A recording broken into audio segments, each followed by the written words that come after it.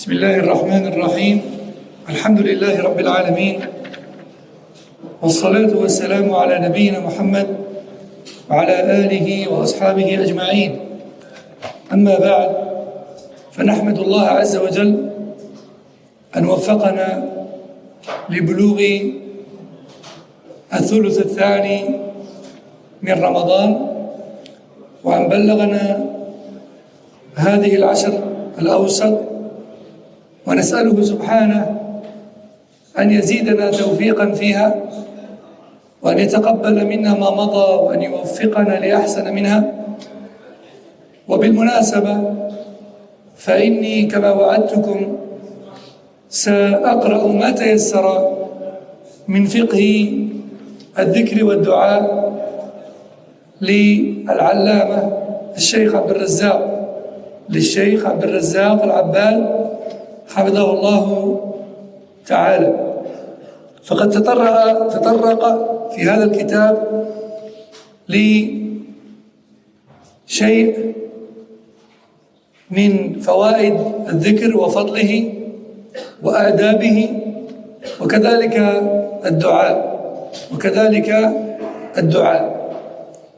Donc tout d'abord, nous remercions Allah subhanahu wa ta'ala de nous avoir fait atteindre la deuxième dizaine de Ramadan, et nous lui demandons subhanahu wa ta'ala d'accepter de notre part ce qui a été accompli dans la première dizaine et de nous donner le succès dans cette deuxième dizaine, encore plus de succès dans cette deuxième dizaine, et de nous permettre d'achever ce mois afin de pouvoir l'adorer plus encore et encore subhanahu wa ta'ala, en espérant son acceptation, sa miséricorde et la délivrance du feu de l'enfer. Wallahu al-musta'an. Dans cette deuxième dizaine, comme promis, Inch'Allah, nous lirons ensemble ce qui est possible parmi le livre de Cheikh Abd Razzaq Al-Abbad qui s'intitule L'évocation et l'invocation d'Allah. L'évocation et l'invocation d'Allah. Fiqh ad-du'a. Dans ce livre, le Cheikh Hafidahullah a parlé d'un certain nombre de mérites de l'évocation d'Allah tabaraka wa ta'ala et la bienséance à adopter dans le dhikr et l'évocation d'Allah subhanahu wa ta'ala, et aussi l'invocation, الدعاء la demande. يعني كل ذكر دعاء، والذكر والدعاء إذا افترقا اجتمعا، وإذا اجتمعا افترقا. فالدعاء يعني الدعاء منه دعاء العبادة ومنه دعاء المسألة، فالذكر هو دعاء العبادة، والسؤال والطلب هو دعاء المسألة. قال الشيخ عبد الرزاق العباد حفظه الله: لا ريب أن ذكر الله ودعاءه هو خير ما أمضيت فيه الأوقات وصرفت فيه الأنفاس، وأفضل ما تقرب به العبد إلى ربه سبحانه وتعالى، وهو مفتاح لكل خير يناله العبد في الدنيا والآخرة. فمتى أعطى الله العبد هذا المفتاح فقد أراد أن يفتح له، ومتى أضله عن المفتاح بقي باب الخير مرتجا دونه، يعني مغلق، فيبقى مضطرب القلب مشوش الفؤاد مشتت الفكر كثير القلق ضعيف الهمة والإرادة. أما إذا كان محافظا على ذكر الله ودعائه وكثرة اللجأ إليه فإن قلبه يكون مطمئنا بذكر ربه. قال تعالى: الذين آمنوا وتطمئن قلوبهم بذكر الله، ألا بذكر الله تطمئن القلوب. وينال من الفوائد والفضائل والثمار الكريمة اليانعة في الدنيا والآخرة ما لا يحصيه إلا الله.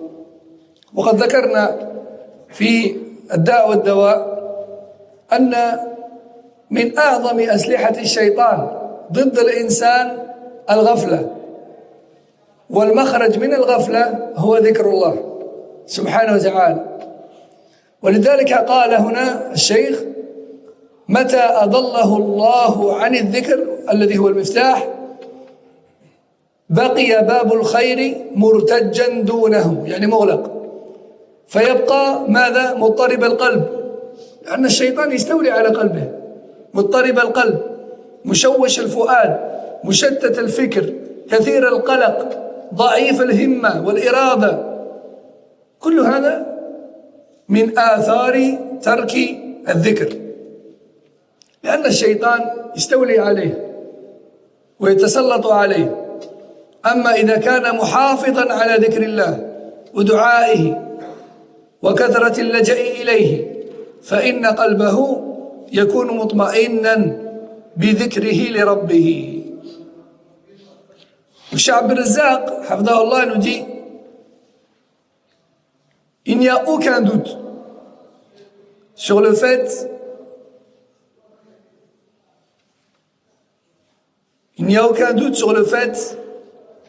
que l'invocation et l'évocation d'Allah subhanahu wa ta'ala sont les meilleures choses dans lesquelles on peut passer notre temps et notre vie. Et ces deux choses-là sont celles qui rapprochent le plus d'Allah subhanahu wa ta'ala. D'ailleurs, il suffit de remarquer la différence entre la journée où tu as fait dhikr et la journée où tu ne l'as pas fait. Compare, fais la comparaison. Comment tu t'es senti? Comment tu as passé ta journée? Pareil pour la nuit. Il y a une différence entre la nuit passée avec les invocations, dua al-naw, et la nuit passée sans invocation, sans dua al-naw, sans adhkar al-naw, les invocations du sommeil, etc., etc. Donc, Cheikh nous dit, le dhikr, l'évocation d'Allah, c'est la clé du bien, dans cette vie et dans l'au-delà. Si Allah te donne cette clé, ça veut dire qu'il a voulu t'ouvrir la porte du bien. En revanche, s'il t'a privé de cette clé, ça veut dire que tu as mérité la fermeture de la porte du bien. Et celui qui trouve la porte du bien fermée verra son cœur complètement déboussolé, perdu, et son esprit dispersé. Il aura de l'angoisse, du mal-être intérieur, il aura une absence d'ambition dans le bien. Tout ceci sont les répercussions et les effets néfastes de l'oubli et de l'insouciance d'Allah. L'oubli d'Allah et l'insouciance. Au contraire, si la personne, ou bien à l'inverse, si la personne se tient à ces évocations d'Allah subhanahu wa ta'ala et à ces invocations d'Allah subhanahu wa ta'ala, et si elle multiplie ses demandes formulées à Allah subhanahu wa ta'ala, alors elle trouvera son cœur apaisé par ce dhikr. Allah Jalla wa Ala dit dans le Coran, ce qui a pour sens, ceux qui ont cru et dont les cœurs s'apaisent par l'évocation d'Allah, n'est-ce pas par l'évocation d'Allah seul que les cœurs s'apaisent? Sans oublier le reste des bienfaits engendrés et hérités par l'effet de l'évocation et de l'invocation d'Allah Azza wa Jal, qui sont indénombrables et que nul ne peut cerner. On a vu dans le livre précédent, Les péchés et remèdes d'Ibn al-Qayyim, on a vu que l'une des armes les plus fatales, l'une des armes les plus, entre guillemets, efficaces aux yeux de Shaitan contre nous, c'est le ghafla, c'est le fait de nous faire plonger dans une période d'insouciance, d'oubli. Ça, c'est l'une de ses armes les plus redoutables, Yani. Lui, il considère que pour pouvoir te diriger où il veut, il faut qu'il commence par te faire plonger dans une période d'insouciance. Al-ghafla. Et on avait vu que le remède de l'ghafla, de l'insouciance, c'est quoi? C'est le dhikr. C'est l'évocation et le rappel d'Allah. Azza wa Jal. C'est pour cette raison, subhanallah, que lorsque tu t'assois avec des personnes ou tu croises des personnes qui sont loin d'Allah Azza wa Jal, des gens qui sont loin d'Allah Azza wa Jal, parfois ça peut être de la famille, dans une réunion familiale, parfois ça peut être avec des amis, des voisins, et tout d'un coup, lorsqu'ils ne s'y attendent pas, tu leur parles d'Allah. Tout d'un coup, tu leur parles d'Allah. Regarde leur visage. Presque ils sursautent. Et ils te regardent, limite l'air de dire, et pourquoi tu nous parles de ça? L'air de dire, pourquoi tu nous parles d'Allah? Ils n'oseraient pas te le dire. Mais leur regard le dit. Pourquoi tu parles de din? Pourquoi tu parles d'Allah? Ça les dérange. Parce que ça vient perturber le travail en cours, qui est celui de Shaitan. Lui, il veut te laisser dans le ghafla. Et tout d'un coup, toi, tu viens, tu parles d'Allah. Mais justement, le but de Shaitan, c'est de lui interdire d'entendre parler d'Allah. Si tu parles d'Allah, tu sabotes son travail. Et parfois, le Shaitan, justement, il le pousse à mal réagir. Dis-lui que c'est pas le moment de parler de ça. Dis-lui que t'en parleras plus tard. Dis-lui c'est pas l'occasion adéquate. Dis-lui, tu te prends pour qui de nous parler de ça? Arrête de faire le moralisateur, comme ils disent. Dis-lui ceci, dis-lui cela. Et parfois même, il va jusqu'à s'énerver, alors que tu n'as rien fait de mal. Hein? Parfois, c'est même pas de l'exhortation. Parfois, c'est juste, mathalan, tu lui dis, oh, khlas, il s'est passé telle chose, qaddarallah ma sha'a fa'al. C'est Allah qui l'a voulu, de toute manière, tu n'aurais pas pu l'éviter. Alhamdulillah, ala kulli hal. Tu regardes de travers. Pourquoi il me parle d'Allah, lui? Alors que tu lui as rappelé Allah, normalement, il doit s'apaiser, ça. Le rappel d'Allah apaise. Mais lui, il est loin d'Allah. Subhanahu wa ta'ala. C'est pour ça que ça crée cette réaction-là, en fait. Donc, on a dit, la différence entre celui qui évoque Allah et l'invoque constamment, et entre celui qui ne le fait pas, c'est l'apaisement du cœur d'un côté, et l'angoisse, le mal-être, la tristesse, etc., permanente. ثم قال الشيخ عبد الرزاق حفظه الله ولهذا فإن الأذكار الشرعية والأدعية النبوية لها منزلة عالية في الدين ومكانة خاصة في نفوس المسلمين وكتب الأذكار على تنوعها تلقى في أوساطهم اهتماما بالغا وعناية فائقة ولا يمكن إحصاء ما كتبه أهل العلم قديما وحديثا في الذكر والدعاء لكثرة ما ألف في ذلك فمنهم الراوي الأخبار بالأسانيد ومنهم الحادث لها ومنهم المطول المسهب ومنهم المختصر المتوسط والمهذب مع تفاوت بينهم في جمع النصوص وعرض الأدلة وطرق تبويبها وتصنيفها والاهتمام بشرحها وتوضيحها إلى غير ذلك ناهيك أن أهل الأهواء لهم في هذا الباب مؤلفات كثيرة مشتملة على الشطط والانحراف والبعد عن الحق بسبب عدم تقيد مؤلفيها بالسنة وإعراضهم عن الالتزام بالمأثور. Donc Cheikh Abd al-Razzaq Abdallah nous dit les invocations et les évocations légiférées, prophétiques, ont une grande importance en religion. Il est très important à ce que tu évoques et invoques Allah Azza wa Jal. C'est ton lien avec lui. C'est ton lien avec lui. Et comme on va le voir plus loin, en fait, tout ce que tu accomplis comme adoration avec ton cœur, avec ta langue ou avec tes membres, sont une forme d'évocation d'Allah Azza wa Jal. Sont une forme d'évocation d'Allah Azza wa Jal. Quand tu penses à Allah Azza wa Jal intérieurement, c'est un rappel d'Allah. Lorsque tu le cites, c'est un rappel d'Allah. Mais également lorsque tu l'adores avec tes membres, quand tu fais le salat, quand tu fais le hajj, quand tu fais le jeûne, etc., c'est une manière de se rappeler d'Allah Azza wa Jal. Car si tu ne te rappelais pas d'Allah, tu n'aurais pas prié. Si tu ne t'étais pas rappelé d'Allah, tu n'aurais pas fait les rites de l'Umrah ou le Hajj. Si tu ne t'étais pas rappelé d'Allah, tu n'aurais pas jeûné, etc. Tout ça, ça a été légiféré pour se rappeler d'Allah. Tabarak wa ta'ala.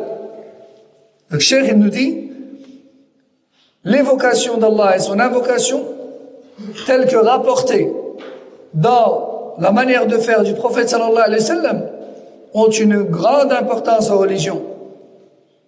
Ont une grande importance en religion et elles ont également une grande importance dans les cœurs des musulmans. Et cela a été compris depuis toujours. C'est pour cette raison que les ulama, depuis l'époque, et jusqu'aujourd'hui d'ailleurs, ils écrivent beaucoup de livres sur les évocations et les invocations d'Allah Azza wa Jal. Pourquoi? Parce que le dhikr, il a un grand impact sur la vie du musulman. Fi dunya wal akhirah. Et aussi, le dhikr génère énormément de hasanat. Et aussi, le dhikr, c'est la meilleure des adorations, puisque on a dit que c'est ce pourquoi toutes les adorations sont légiférées. Ibn al-Qayyim rahimahullah va même jusqu'à dire qu'à la base, Allah, ce qu'il voulait de notre part, c'est être évoqué. Puis ensuite, il a légiféré des actes pour accompagner ce dhikr. Pour accompagner ce dhikr. Donc c'est le but premier, se rappeler d'Allah et d'être reconnaissant envers lui. Et aussi, le dhikr, donc comme on a dit, il génère beaucoup de ajr pour peu d'efforts. Beaucoup de ajr pour peu d'efforts. Et l'acte le plus facile qu'on a à faire, comme dit Cheikh Al-Uthaymin, le plus facile et le plus dangereux aussi, c'est de parler. Cheikh Al-Uthaymin dit, l'acte c'est le plus facile et qui peut être le plus dangereux aussi. C'est d'utiliser la langue, c'est de parler. Alors si on l'utilise dans le bien, à tout va, dans l'évocation d'Allah à longueur de journée, Masha'Allah, c'est un khayr, c'est un grand khayr. Cheikh Al-Uthaymin, il dit, la langue, c'est ce qui fonctionne le plus dans le corps humain, à l'exception peut-être, il dit, à l'exception peut-être des yeux. Il dit, à l'exception peut-être des yeux. Cheikh Al-Uthaymin dit, peut-être qu'on pourrait dire que l'œil fonctionne plus que la langue. Parce qu'il capte en permanence les images, ce qui nous entoure, il observe. Il dit, mais, directement après l'œil, si on dit que l'œil c'est le premier, c'est la langue. Parce qu'on parle à tout va, même pour dire tout et n'importe quoi parfois. Ça, là. Parfois on parle pour rien dire. C'est une expression d'ailleurs. Parler pour rien dire. C'est vrai, beaucoup de gens parlent pour rien dire. Et le Rasul sallallahu alayhi wa sallam dit, Man kana yu'min billahi wal yawmil akhir, falyaqul khayran aw liyasmut. Celui qui a véritablement foi en Allah et au jour dernier, qu'il dise un bien ou qu'il se taise. Mais subhanallah, aujourd'hui, ce hadith, c'est aux oubliettes. Beaucoup de gens parlent pour rien dire. Et parfois même, il parle, après il y a un blanc, et il se dit, lui-même, on voit qu'il a ressenti que, pourquoi j'ai parlé en fait? J'aurais dû me taire, c'est mieux. Ça, c'est inutile. Parfois, souvent même, c'est strictement inutile. Donc, Cheikh Abd al-Razzaq nous dit, et c'est pour cette raison que beaucoup de savants, anciens et contemporains, ont écrit énormément de livres sur le dhikr, le dua. Jusqu'aujourd'hui même. Même des savants contemporains écrivent des livres sur le dhikr, le dua. D'ailleurs, j'ai vu ce matin ici, il y avait sur la table une distribution, qu'Allah récompense le frère, qui les a posées, les évocations du matin et du soir, de Cheikh Raslan, hafidahullah. On pourrait se dire, mais pourquoi les savants contemporains écrivent encore des livres de dhikr? Il y en a plein. Ça, c'est vrai, il y en a plein. Mais parce que chacun veut sa part du butin. Tout le monde veut sa part du ajr. Hein? Tout le monde veut sa part du ajr. Et il y en aura encore. Dans 5, 10, 15, 20 ans, 30 ans, les gens de science écriront encore des livres avec des invocations. Parce que tout le monde veut l'ajr. Cheikh Abd al-Razzaq nous dit, certains savants ont écrit des livres d'invocation détaillés, avec chaque invocation prophétique, sa chaîne de transmission, son degré d'authenticité, etc. D'autres ont réécrit les mêmes livres d'invocation, mais sans les chaînes de transmission, pour que ce soit plus facile et plus abordable pour les gens. D'autres ont résumé D'autres ont fait des tailles moyennes. D'autres ont mieux réorganisé. D'autres, les ont expliqués. D'autres les ont divisés sous forme de chapitres, etc., etc. Et chaque personne de science ayant écrit un livre dans le sujet a cherché à apporter une petite touche personnelle pour améliorer les livres et pour les rendre plus accessibles, plus faciles, pour encourager encore plus les gens à évoquer Allah Azza wa Jal. Et celui qui regarde les anciens livres, les manuscrits, matalan, je ne sais pas s'il y en a parmi vous qui ont déjà regardé, mais dans les anciens livres, parfois le titre, il est carrément mélangé au texte. On ne fait pas la différence entre le titre et le texte, en fait. Et parfois, les sous-titres, ils sont mélangés au texte également. C'est un texte brut, en fait. On voit aucune démarcation, il n'y a pas de gras, il n'y a rien de souligné, il n'y a pas de titre qui est mis à part du texte, etc. Et c'est vrai que ça peut décourager le lecteur. C'est pour ça que époque après époque, les ulama ont toujours cherché à améliorer ça. Et chacun va apporter sa touche pour gagner du ajr également. Cheikh Abdel Razak dit, sans oublier de citer que bon nombre d'égarés ont écrit eux aussi des livres d'invocation remplis d'innovations et d'erreurs dans lesquels ils contredisent la sunna du prophète sallallahu alayhi wa sallam et auxquels il faut prendre garde. Exemple, Ad-Du'a al-Mustajab.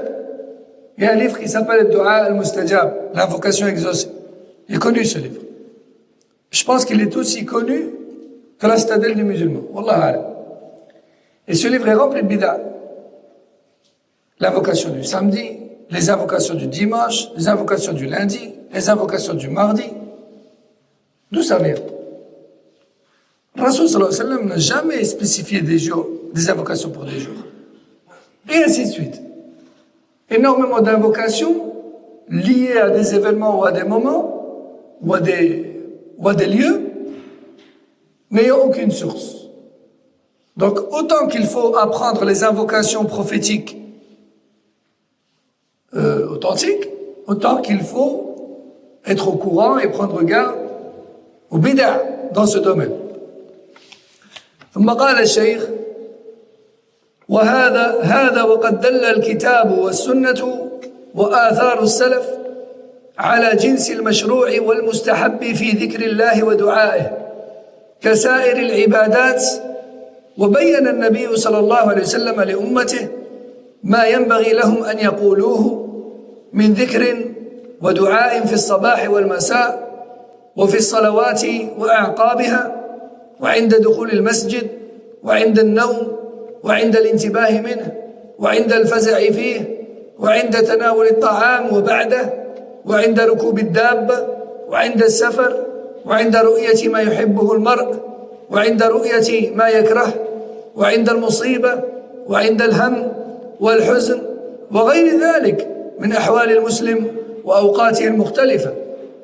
Le Coran et la Sunna et les paroles authentiques rapportées des pieux prédécesseurs de la communauté sont remplies de ce qui est recommandé et légiféré de prononcer comme évocation et invocation d'Allah Azza wa Jal.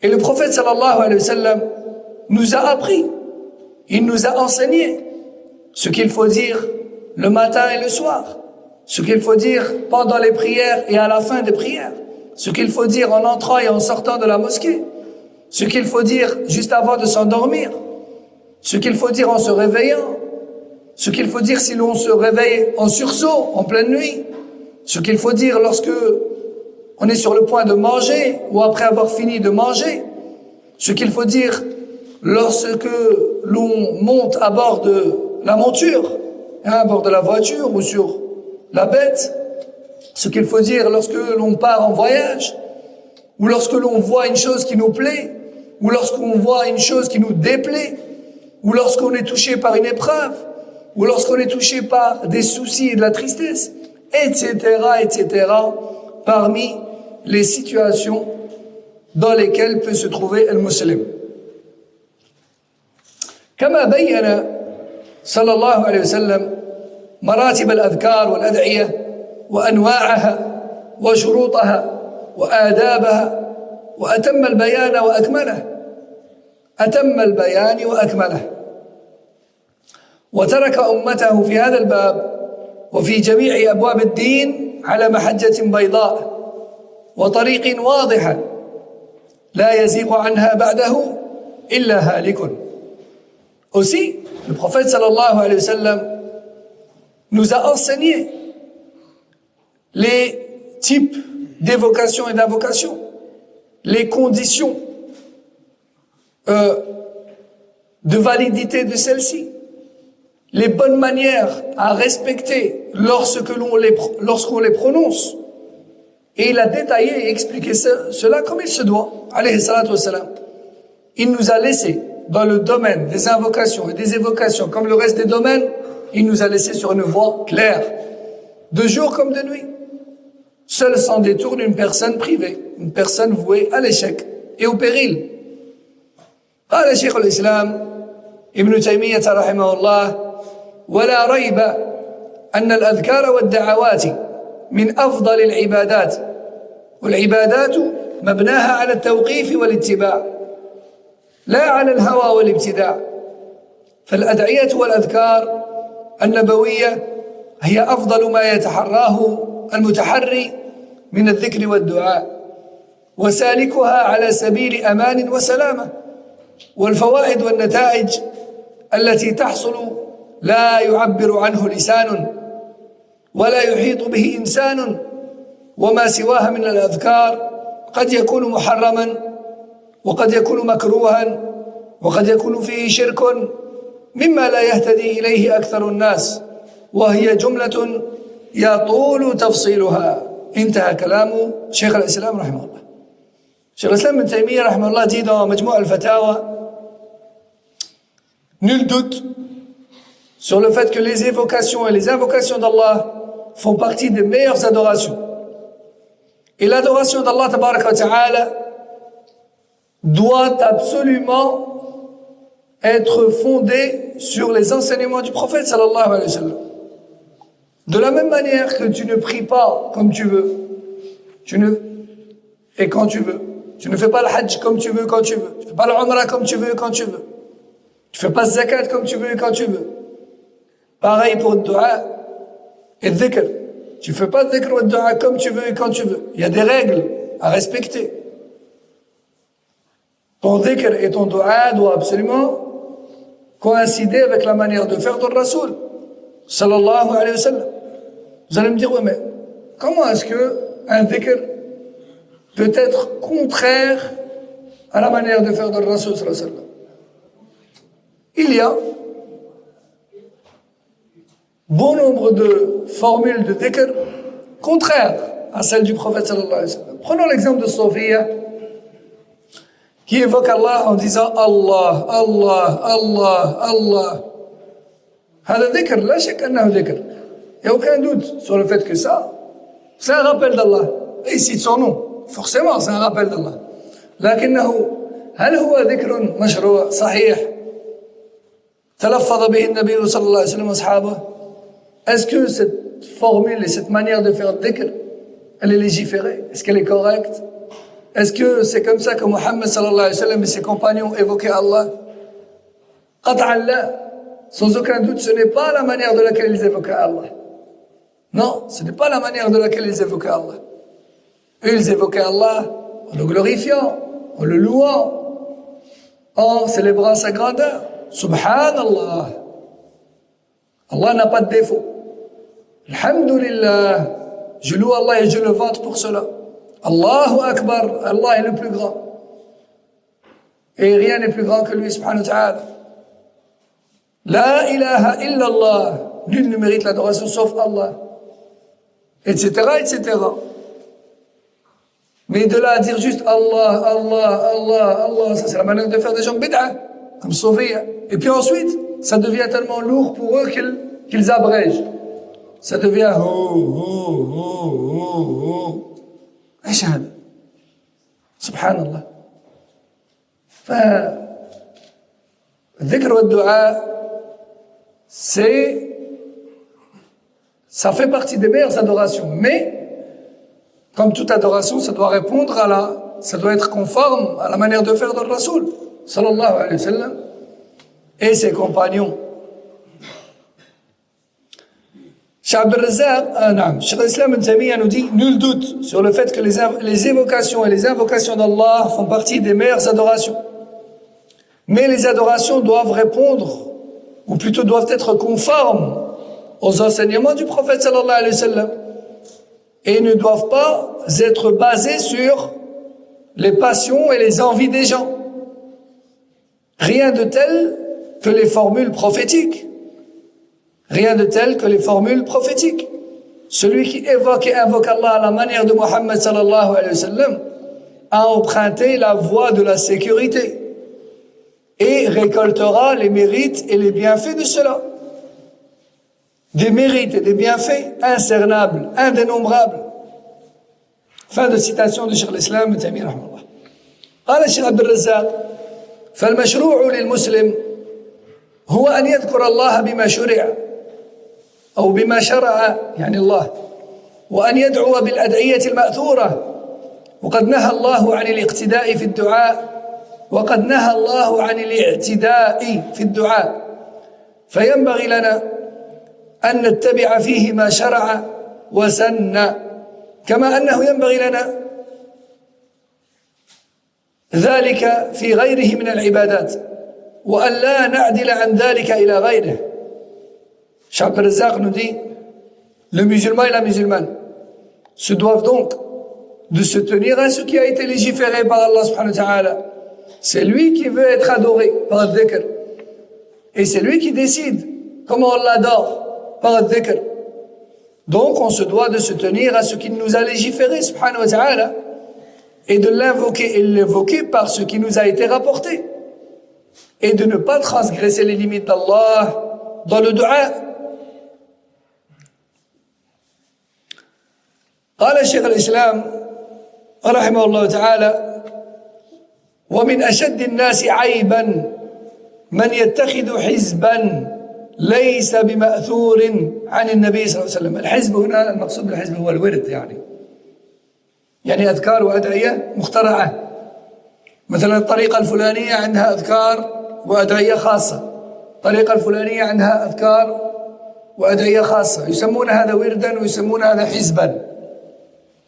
شيخ الإسلام هنا ينكر على الصوفية وغيرهم، يقول: ومن أشد الناس عيبا من يتخذ حزبا ليس بمأثور عن النبي صلى الله عليه وسلم، وإن كان حزبا لبعض المشايخ، ويدع الأحزاب النبوية، يعني الأوراد النبوية التي كان يقولها سيد بني آدم صلى الله عليه وسلم وإمام الخلق وحجة الله على عباده.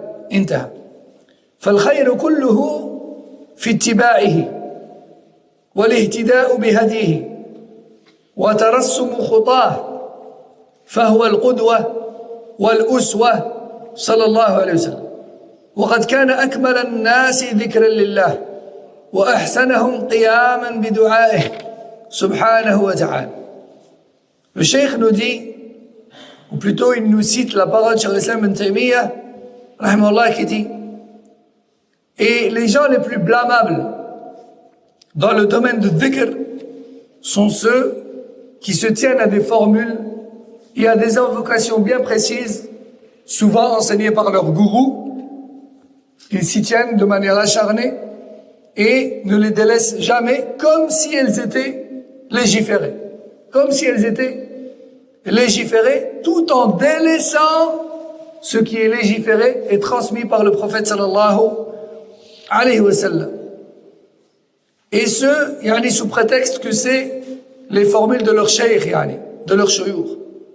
Ils délaissent ainsi les formules prophétiques, les formules d'invocation prononcées par le meilleur des hommes, le leader et l'exemple des hommes, et la preuve établie sur l'humanité de la part d'Allah Azza wa Jal, qui est Muhammad sallallahu alayhi wa sallam.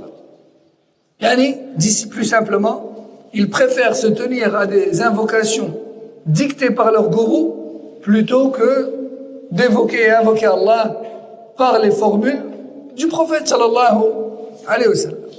سبحان الله, الرسول صلى الله عليه وسلم أوتي جوامع الكلم. الرسول صلى الله عليه وسلم a reçu de la part d'Allah un don qui n'a pas été octroyé à un autre prophète avant lui. Il est le seul prophète à avoir reçu ce don, et ce don c'est Jawami' al-Kalim. Jawami' al-Kalim c'est quoi? C'est la capacité de dire peu et de viser beaucoup. Dit autrement, parler peu et vouloir dire beaucoup. Regardez les hadiths du prophète sallallahu alayhi wa sallam. Parfois c'est une ligne, juste une ligne, entre parenthèses, et l'ulama explique cette parole dans un volume complet. Et ils en font toute une chaîne, toute une série de cours pour expliquer un hadith. Parce que le Rasul sallallahu alayhi wa sallam avait la capacité de dire, de prononcer peu et de vouloir dire beaucoup. Et cela concerne également ses invocations. Le Rasul sallallahu alayhi wa sallam nous a appris des invocations toutes simples qui renferment tout le bien. Des invocations dans lesquelles il demande tout le bien. Et il recherche refuge auprès d'Allah contre tout mal. Et l'invocation est toute petite. Elle est concise, mais elle veut tout dire. Et les gens de bid'a préfèrent délaisser ça et se tenir à leurs doigts qui font 2 kilomètres de longueur. Et parfois tu les entends invoquer. Au début tu dis Amin, Amin, Amin, et après tu dis oh, j'ai pas encore fini sa formule. Et Allah subhanallah, pendant 5 minutes, il invoque dans un seul domaine. Alors que le Rasul sallallahu alayhi wa sallam nous a appris une formule qui se prononce en 5 secondes. Il a englobé tout ce que lui demande depuis 5-10 minutes. Prenons un exemple, la parole du prophète sallallahu alayhi wa sallam. Allahumma inni as'aluka min al-khayri kullih ma alimtu minhu wa ma lam a'lam wa a'udhu bika min ash-sharri kullih ma alimtu minhu wa ma lam a'lam.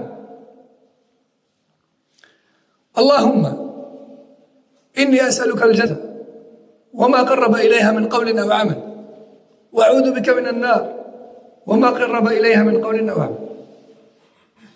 Par exemple, ce dua-là. Oh Allah, je te demande tout bien, que je le connaisse ou non. Et protège-moi contre tout mal, que je le connaisse ou non. Je te demande l'accès au paradis, ainsi que tout ce qui permet d'y accéder. Et je te demande protection contre l'enfer, ainsi que contre tout ce qui fait tomber en enfer. Point. Est-ce qu'on n'a pas englobé tout le bien? Est-ce qu'on n'a pas tout demandé? On a tout demandé. Khalas yakfi. Sahal là. Un autre exemple. Aïcha radhiyallahu anha, elle prononçait ce dua-là et elle a ajouté, elle dit Allahumma inni as'aluka min al-khayri kullih ma 'alimtu minhu ma jahilt wa a'udhu bika min ash-sharri kullih ma 'alimtu minhu ma jahilt. اللهم إني أسألك من خير ما سألك عبدك ورسولك صلى الله عليه وسلم وأعوذ بك من شر ما استعاذ منه بك عبدك ورسولك صلى الله عليه وسلم اللهم إني أسألك الجنة وما قرب إليها من قول وعمل وأعوذ بك من النار وما قرب إليها من قول وعمل. يكفي ولا ما يكفي؟ يكفي. الحمد لله. Aïcha radhiyallahu anha, elle disait oh Allah, je te demande tout le bien, que je le connaisse ou non, et protège-moi contre tout mal, que je le connaisse ou non. Oh Allah, je te demande toute bonne chose que ton prophète et messager sallallahu alayhi wa sallam t'a demandé. Et je te demande protection contre tout mal contre lequel ton prophète sallallahu alayhi wa sallam t'a demandé protection. Fais-moi accéder au paradis et permets-moi de faire tout ce qui fait entrer au paradis. Protège-moi contre l'enfer ainsi que tout ce qui y fait tomber. Point. Ça suffit ou pas? Ça suffit. Il y a plein d'invocations comme ça. Allahumma inni as'aluka al-'afwa wal-'afiya fi ad-dunya wal-akhirah. Allahumma inni as'aluka al-'afwa wal-'afiya fi dini wa dunyaya wa ahli wa mali. Allahumma astur 'awrati wa amin rawati. Ila akhir ad-du'a. أو قوله صلى الله عليه وسلم اللهم إني أسألك العافية في ديني ونفسي وأهلي ومالي. Par exemple, le professeur sallam dit oh Allah, je te demande protection et je te demande tout le bien possible dans ma religion, dans ma personne, dans ma famille et dans mes biens. Point. Ça englobe tout le bien ou pas? Ça englobe tout le bien. Il dit également alayhi salam oh Allah, je te demande la protection contre tout mal et je te demande tout le bien possible dans cette vie et dans l'au-delà, dans ma religion, dans ma personne, dans ma santé, dans mes biens. Ça suffit ou ça suffit pas? Ça suffit. Ça rien de faire des invocations de 2 kilomètres. Rasul sallallahu alayhi wa sallam nous a enseigné des invocations concises qui veulent tout dire. Et d'ailleurs, c'est pour cette raison que les ulama, chaque année, ils mettent en garde contre Dua al-Qunut, qui dure 2 heures. Yani, il est tout à fait possible de faire un Dua al-Qunut qui dure 5 minutes, mais dans lequel on a tout englobé. Et pourtant, on voit parfois des imams faire fuir les gens de la mosquée. Normalement, quand les 10 derniers jours arrivent, on est content. Ça, là. Et on va encore plus à la mosquée. Il y en a, ils ont peur d'aller à la mosquée les 10 derniers jours. Pourquoi? Si l'imam, il va encore invoquer pendant une demi-heure. Je vais rester debout une demi-heure comme ça. Alors qu'il y a possibilité d'invoquer court pour vouloir tout dire. نختم بهذا. Donc, Cheikh al-Islam Ibn Taymiyyah a dit, les gens les plus blâmables. Afwan. Cheikh Abd al-Razzaq nous dit, tout le bien réside dans le suivi du prophète sallallahu alayhi wa sallam et de le prendre pour exemple et de suivre ses traces. Car en effet, le prophète sallallahu alayhi wa sallam c'est celui qui a le mieux évoqué Allah. Et c'est celui qui a le mieux invoqué Allah. Et c'est celui qui a le mieux adoré Allah. Alors pourquoi se donner du mal? À l'occasion, j'en profite pour dire que il y a sur Internet ce format PDF, Masha'Allah, et on peut le trouver aussi des fois en distribution gratuite et parfois dans les librairies, des compilations de Dua al-Nabawi, al-Sahih, min al-Qur'an wa Sunnah. Les ulama ont écrit beaucoup de livres là-dessus et on le trouve gratuitement en PDF sur Internet et on le trouve sur le marché et on le trouve en distribution gratuite parfois. Et pour ceux qui ont déjà été al-Hajj ou al-Umrah, bien souvent, mashallah, jazakumullahu khayran, le royaume d'Arabie Saoudite distribue ce livre gratuitement. Il s'appelle le Dua min al-Kitab wa Sunnah. L'invocation authentique tirée du Coran ou Sunnah. Dans ce livre, ou dans ces livres-là, vous allez trouver toutes les invocations rapportées dans le Coran. Quand Allah nous cite dans le Coran comment ses prophètes et ses messagers et comment les pieux l'invoquaient. Des invocations générales. Et aussi les invocations du prophète sallallahu alayhi wa sallam. Et celui qui se tient à ces invocations-là, qui médite dessus et qui les comprend, alhamdulillah, il aura invoqué et évoqué Allah de la plus complète des manières. Ça sert à rien de rester 2 heures en train d'invoquer. Invoque Allah avec ce qui a été rapporté de Rasul sallallahu alayhi wa sallam, ça contient tout le bien. Alhamdulillah. Je ne dis pas qu'il ne faut pas formuler des demandes personnelles, si. Mais ce que je veux dire, c'est que celui qui prononce les invocations prophétiques, il aura, Inch'Allah, rien oublié. Il aura, Inch'Allah, rien oublié. Et il aura oublié personne aussi dans ses doigts. Parce que le Rasul sallallahu alayhi wa sallam a invoqué pour tout le mu'minoun et le musulman. On va s'arrêter ici pour aujourd'hui, Inch'Allah. Subhanakallahumma wa bihamdik. Ashhadu an la ilaha illa ant. أستغفرك وأتوب إليك صلى الله وسلم وبارك على نبينا محمد وعلى آله وصحبه السلام عليكم ورحمة الله وبركاته